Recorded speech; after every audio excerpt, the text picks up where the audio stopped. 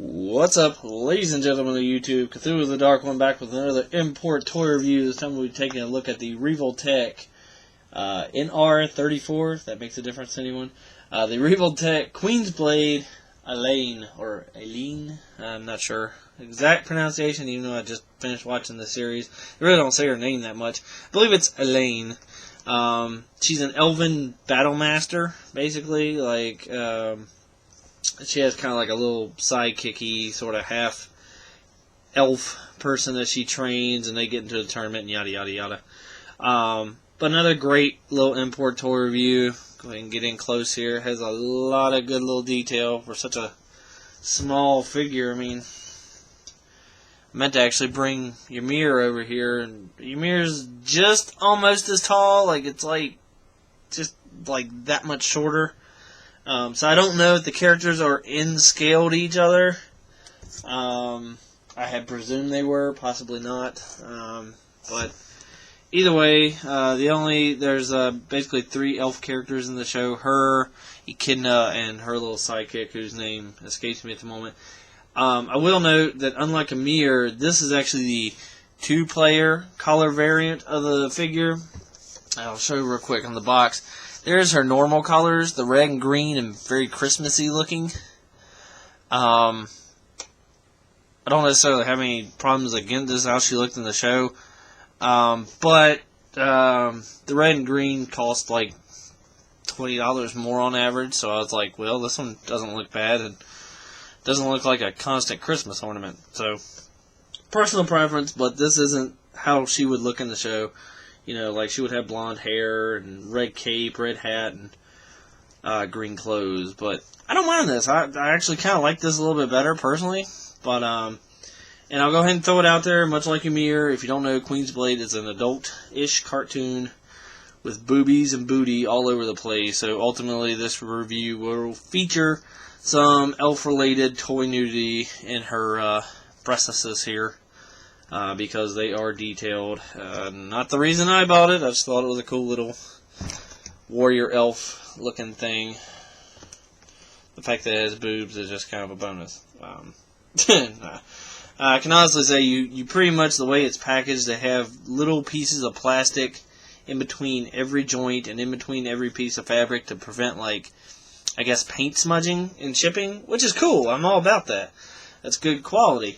But you pretty much have to undress it when you take it out of the box. So anyway, on to the review. Here's the figure itself. Go ahead and get in close. As you can see, just great detail. See the detail in the eyes. The cleavage actually does, as perverted as it is, I don't know if the camera's picking up that well, but it is actually shaded in the cleavage a little bit. See the coloration. Go ahead and make it a little bit easier. To get her to hold her weapon / take it out, you do have to pop one of the ends off to get, just to slide out of her hands. I don't know if either end can come off. This one on mine seems to come off easier, so I'd say if you go to take one off, just go with whichever one comes easier. And there's her staffy bow with giant spikes weapon. Figure itself, really cool. Again, if you don't know Revoltech, super posable little import figures. They've done a ton of stuff. Did a handful of Queen's Blade, did a handful of everything. I got a couple Iron Man and stuff like that. But anyway, go ahead and get out the stand. Interesting thing about her is, granted, this is the second one of these I've owned, but her pegs seem to be very, compared to Ymir and even the Iron Man stuff I have and the other Revoltechs I have, the joints on her just seem to be really, like, this peg that goes in the holder is almost too big. Might just be a weird production thing, but who knows. There's a stand. It's jointed. Even the stand themselves to do battle poses is jointed at the bottom. And then 2 points in the middle. And then 1 point there. So, a lot of display options with these things. The figure itself, really cool. Kind Couple different notes on her. Seeing a lot of people gripe about the cape that gets in the way. I could see that to a point. The hair, too, sort of gets in the way-ish.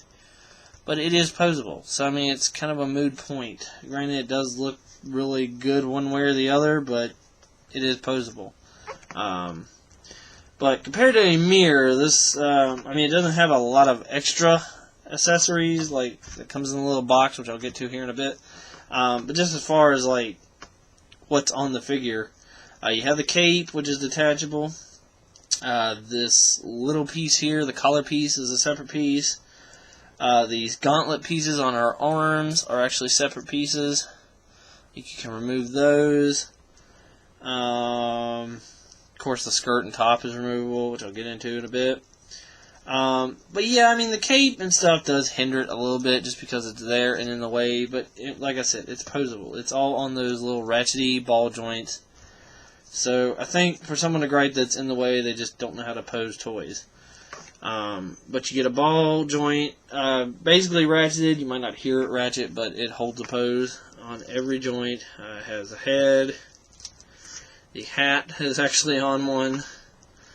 Hair, as I mentioned, shoulder, elbow, wrist, upper ab. Legs are kind of weird because they're angled. Her underwear doesn't like to stay on. Bottom naughty bits are molded but not painted, which I don't know whether it makes it better or worse, but it is there. I won't show that. But you can see it's kind of angled, so you kind of have to go, I mean, get in and out, but to really get in and out, you'd have to turn it and then turn the upper part of the leg. Knee. And a little bit of ankle, kind of hindered by the little foot collar piece there. But not bad. Not bad at all.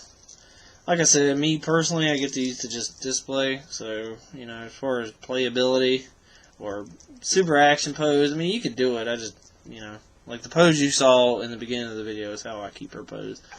But to kind of get some of the cumbersome cape out of the way, what you can do is the cape is actually, I'll tell you what, we'll just kind of get everything at once. You just kind of pull the head off. There's the collar piece I mentioned. And really good paint on these, like really sharp detail. Ymir had a couple little paint blurbs on her outfit. I haven't really noticed much on her, on Alleyne here. But then if you really wanted to, if it's in that big of in the way, you just pull it out. And granted, you do have two big holes in her back, but the cape isn't in the way. She is pretty much always wearing it in the show. A little bit of detail there. Again, the bottom part is posable from the top. Set that to the side. Also, an interesting note on Ymir, to hold it to the stand peg was like in the middle of her back, about where the joint for her is. So, interesting kind of design change. But there you go, kind of frees it up a little bit. And for all you pervies out there, makes her less clothed. So, but you can just see how much that kind of, I mean, you can see kind of how that lightens up the figure a little bit. And as I say, no paint blurbs, I just noticed one. But anyway. But all the clothing is kind of softy plastic, or at least the top and the bottom. And let's see, other accessories. Of course, being import toys, they come with a bunch, which I actually crammed in the box. Unlike Ymir, though, Ymir came with, I think, 2-3 different faces. She only comes with 2 different faces. And the one that's on here now, the I'm concentrating, probably going to kick you in the nuts face. Or just kind of the neutral face. And the slightly inappropriate looking, that my camera won't focus on, like, ouch face. There you go. Anyway. So yeah, there's inappropriateness abound in these things, considering you can have them naked and have such a face on it. But even on, let's see if my camera will keep picking it up. It might be too bright in here. But there's little, let's set the light real quick. There we go. There's little, you can see on her cheek there, right below her eye. It's actually makeup that she like has on in the show. I believe in the show it's a red color, maybe? No, it's white. Sorry. But, you know, they even got that as I'm knocking everything I have off camera over. And that's just kind of cool. But anyway, extra face. 2 extra open palm hands. Right and left. A random, and I've seen both the series, holding Cherry's hand for the right hand. Never really goes into that, never mentions. Now, it is an anime based on a comic, so it might be something in that. But you never just see her hanging out with cherries. The damaged top, yeah. Like that part would go around her neck, middle split open. And then that part goes around the back. Battle damage top. Sort of battle damage bottom. The only thing that's really different is the front piece is split here. Look, get opportunity to show you the detail. And the back isn't as long. Like it's kind of ripped off. But anyway, good chance to show you the detail there. Like I tell you, for as small as it is, I mean, really, really well done. Then back to the figure. So, of course, change face. You just pull the hair up, pop that out, pop the other one in, la-di-da. The hat, again, just an option. If you don't want it on there, take it off. Really poseable. A lot of people gripe about like this hair getting in the way. It's little gripes. I mean, you know, long hair on action figures has never gone all that well anyway, in my opinion. Because I mean, it is what it is. It's going to be molded, and there's only going to be so many options. But anyway, now for the mature part of the review, to show the clothes changing option. So if you're not 18, look away. If you're in, well, or not, I mean, I don't really care. Just don't flag me. It's on the toy. I'm reviewing it, so anyway, simple way. Well, actually with her, it's not really that simple, but you got to pop pretty much the whole upper body off. As you can see, just a little bit more molding detail. She actually has the belly button. You can kind of actually wiggle the bottom off. So you don't wearing her leafy thong. I don't know if the camera will even pick it. Oh, it does. You can kind of see the leafy detail there. That her underwear is like vines and leaves. And anyway, crotch shot. But anyway, get the lower body there, like so. Oops. Then you take the upper body and simply take the top off. And if you really wanted to, you could take this peg off with the head and really interfere. And you have elf boobies. Obviously slightly bigger than your mirrors. Man, my camera's like, no, the nudity, I don't want to focus. You can actually see it a little bit better now that I kind of messed with the light. You can see the shading in between the breasts. And as a dumb note, on like Catalea, I know, and a handful of other figures, they actually make it a note on the package that the boobs are squishy. These are not. They are just molded plastic. So, but anyway, take the torn top and just replace it. Put everything back together.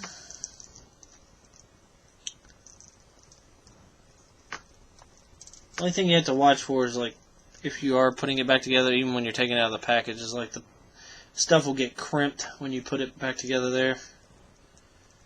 Like in the little crease where the joint is. And then put the head back on. And there you go. Very dirty, dirty toy. Shameful. But as you can see, I mean, even though it's like, I mean, it's up to you. I mean, you could really, like, blow boobs out, but, I mean, if you kind of arrange it to where it should set, it actually, relatively speaking, covers her up still, so. Even while trying to be dirty, it doesn't have to be. It's your preference. It'll be your toy. It's there. But anyway. Cool little figure. Let's see, price range. I think I ended up finding it. I got it for pretty good. Like, I got Ymir pretty cheap, and I think this one was, I want to say under 50, which is actually pretty good for these things. They just range, mostly because they're import, and they made a handful of newer ones, like recently, but most of them are considered older, so that may increase the price on them. But anyway, generally you're looking about like 60 to 70 for a cheap one up in Queensblade, and yeah, I'm not that perverted. I'm going to fully clothe her for when I display it. But anyway, and, you know, found this in a mirror for like, and with her, just like I said about the plastic crimping in the joint, I like to loop the lower bit over first, since you have a little bit of leeway with the upper joint. Then kind of fiddle with that. Oops. Come on now. Anyway, basically get this little joint rotated forward. Ish. And then that way you can just kind of loop it together a little bit easier. Don't have to worry about the plastic getting caught in the back as bad. And even with a regular outfit, you can see she's kind of spilling out of it, but it is an anime with a lot of boobs. Pretty much in every episode, they make it a point. Somebody gets damaged, or they're taking a bath, or something typical anime-ish sort of thing. But I mean, anyway, so yeah, that's why me particularly, I have Ymir. I wouldn't mind getting the other ones, just to have a cool little set of them, because as perverted as it is, I actually kind of like the anime. I mean, if you can get past the whole like constant boob thing, it actually tells an interesting, well, moderately interesting story. It has a couple funny bits, even makes fun, the one angel makes fun of all the other big boob girls, you know, kind of like the anime stereotype sort of thing. Put the cape back on.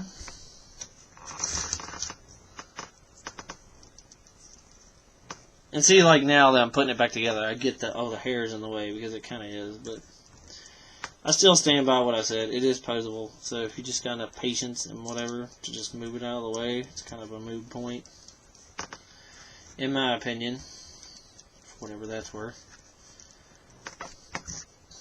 And then put her a little, I don't know if I caught it on camera, it has her little design on the top of the hat there.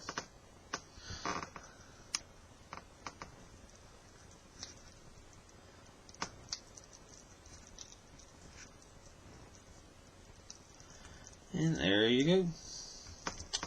From naughty to decent, at least. I hate to say a toy is sexy, but, I mean, it is. But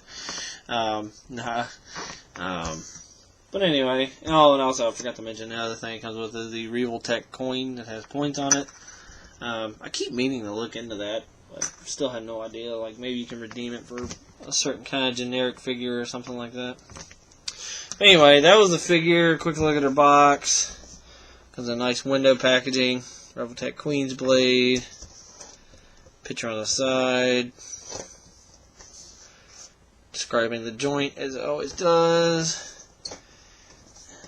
And then various poses you can put her in. The description of her accessories. And if you can read Japanese, her bio and info, I'm sure. And then mourning for over 15 years. That's funny. Something with boobs and molded undercarriage. But anyway. So anyway, Revoltech Queensblade Alleyne, or Alleyne, or how do you pronounce it? Alleyne. So, which is sad, because I really just did watch an episode of the show, but she didn't happen to be in it, so I can't vouch for how they said her name. And like I said, the stand is kind of hard to get into her, comparatively. Granted, I only have 2 of these, but like Ymir's just kind of like, whoop. And this one, I'll have to fidget with it here in a minute before I redisplay it. But anyway, cool little figure, really interesting anime, and catch you next time.